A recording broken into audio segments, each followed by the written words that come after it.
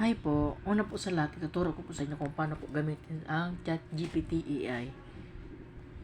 Una po, kung meron naman po kayong ChatGPT AI na app, is click and open na lang po siya. Pero kapag wala pa naman po kayong app na ganito, punta na po kayo sa Play Store at i-search nyo po ang ChatGPT AI, then download. Pag na-download nyo na po siya, pwede nyo na po siyang i-open. Kapag meron naman po kayong AI na app na ChatGPT, open nyo na lang po siya. Tapos dito po, pwede po kayo mag-sign in po ng Google account nyo. Tapos po, katapos po nakalogin, magtatanong ka na po ng, halimbawa, what is AI? Elsa, ganun po. Ganyan po siya.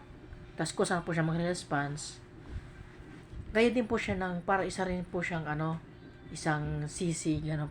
Kagaya po siya ng AI CC, ganyan po siya. Tapos, what is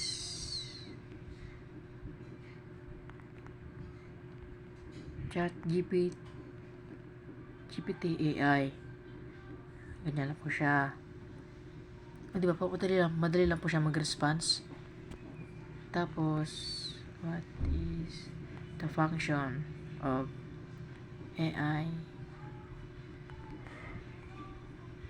ChatGPT?